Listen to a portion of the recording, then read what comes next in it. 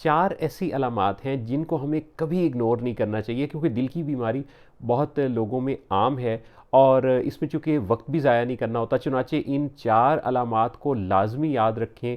अपने लिए भी, अपने प्यारों के लिए, अपने घर के बड़ों के लिए हमेशा इन अलामात को जहन में ज़रूर रखें। नंबर 1, अगर किसी को गैर मामूली तौर पे कमज़ोरी होने लगे, एक तो कमज़ोरी ये होती है ना कि हम बहुत ज़्यादा को काम कर लिया, एक्सरसाइज कर ली, हम थक गए, या हम किसी डाइटिंग पर हैं, या कोई और कमज़ोरी है, तो ये तो एक वैसे एक रूटीन का काम है।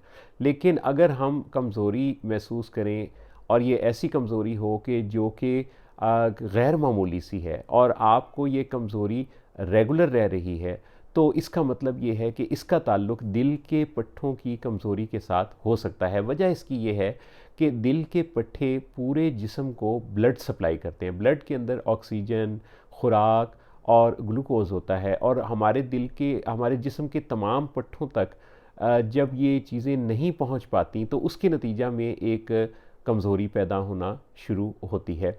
चुनाचे गैर मामूली कोई भी कमज़ोरी, लाजमी नहीं है कि ये कमज़ोरी दिल की ही बीमारी में हो, लेकिन इस शक को दूर तो हमें कर लेना चाहिए अगर ऐसा रेगुलर बेसिस पे हो रहा हो और ये कमज़ोरी रूटीन की ना हो बल्कि एक गैर मामूली और मुस्तकिल रहने वाली हो। दूसरी अलामत, अगर आपको सांस फूलने लगे।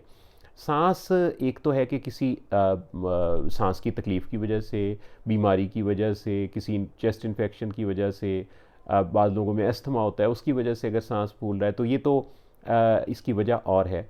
लेकिन अगर आपको ऐसी कोई बीमारी या तकलीफ़ नहीं है और अब आपका सांस फूलना शुरू हो गया है, आप कुछ कदम भी चलते हैं तो आपकी सांस जो है वो फूल जाती है, तो ऐसी सूरत में क्या होगा कि आपको ये ज़रूर गौर कर लेना चाहिए कि कहीं इसका ताल्लुक दिल के पट्ठों से तो नहीं है, क्योंकि जब दिल के पट्ठे कमज़ोर हो जाते हैं तो वो जिस्म को जैसे कि पहले बात हुई कि ऑक्सीजन फ़राहम करते हैं, तो जब दिल के पट्ठों तक ऑक्सीजन प्रॉपर नहीं पहुंच रही होती तो इसके नतीजा में भी कुदरती निज़ाम है कि हम तेज़ी से सांस लेने लगते हैं। यानी जिस्म जो है, जिस तरह बुखार जब होता है तो ये बुखार एक्चुअली अलामत है इस चीज़ की कि जिस्म के अंदर कोई इन्फेक्शन मौजूद है, कोई एबनॉर्मेलिटी मौजूद है। इसी तरह सांस तेज़ी से जब हम ले रहे होते हैं, इसका मतलब है जिस्म मांग रहा है ज़्यादा ऑक्सीजन और उसे मिल नहीं रही।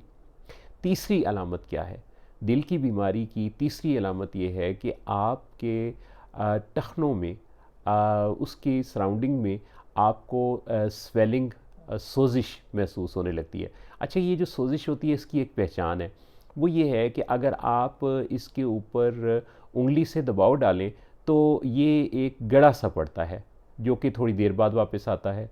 तो ये जो अलामत है, वैसे तो ये अलामत और कई बीमारियों में भी, जो टखने की सोजिश है, ये और बीमारियों में भी हो सकती है, लेकिन अगर ख़ास इस तरह की हो तो इसका मतलब है कि इसका कहीं ना कहीं कोई लिंक दिल की बीमारी से हो सकता है। चुनाचे इसको भी इग्नोर नहीं करना चाहिए, बल्कि डॉक्टर से, कार्डियोलॉजिस्ट से हमें कंसल्ट कर लेना चाहिए।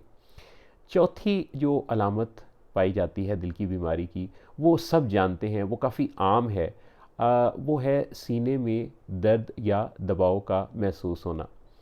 अच्छा, ये जो दर्द या दबाव है, इसकी भी ये दो तरह की कंप्लेंट्स होती हैं। एक तो ये है कि जो आप पूरे सीने पर कोई बंदा हाथ रख के कहता है कि यहाँ दर्द हो रहा है। अब ये फैला हुआ एक दर्द है जो कि चेस्ट में हो रहा है, ये ज़्यादा लिंक करता है दिल की तकलीफ़ की तरफ। जबकि दूसरा जो सीने में दर्द होता है वो उंगली से लोग बताते हैं कि इस जगह दर्द हो रहा है। ये जो फिंगर से पॉइंट आउट किया जाता है ये ज़्यादातर मस्कुलर पेन होता है। अच्छा, चेस्ट के पेन के हवाले से ख़ास बात ये भी है, बड़ा अहम नुक्ता है ये भी याद रखने का, कि दिल की बीमारी अगर बड़ी उम्र के लोगों में हो, बहुत एजड लोग जो होते हैं, या ख़वातीन के अंदर हो, या शुगर के मरीज़ों के अंदर हो, तो उनके अंदर हार्ट अटैक में दिल पर, सीने पर दर्द उन्हें महसूस नहीं होता। चुनाचे ये भी बात बड़ी ख़ास है जो कि याद रखने की है।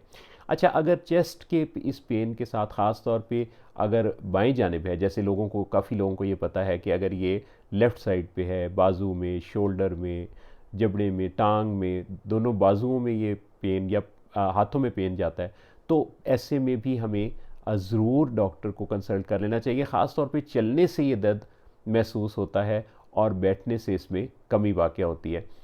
दिल की बीमारी की ये जो 4 अलामात मैंने अभी आपसे शेयर की हैं, इनको हमें ज़रूर नोटिस में रखना चाहिए, याद रखना चाहिए।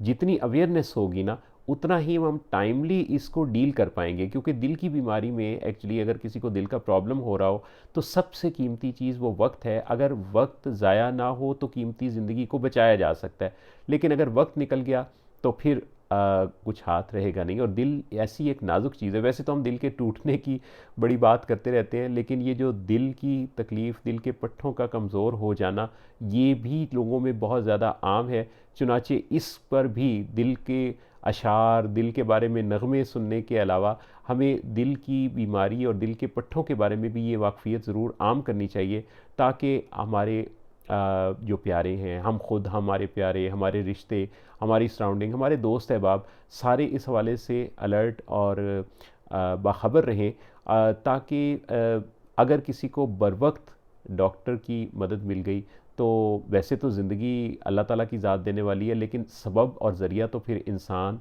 और सेहत से वाबस्ता जो प्रोफेशनल्स हैं वो बना करते हैं। चुनाचे इस बारे में हमें ज़रूर मोहतात रहने की ज़रूरत है। मेरी दिली दुआ है अल्लाह रब्बुल इज़्ज़त आपको दिल के टूटने से भी बचाए और दिल की हर तकलीफ़ से भी बचाए, और आपके हर रिश्ते के हवाले से भी आपका दिल खुश और शाद शाद रहे। अल्लाह आप सबका हामी नासिर हो।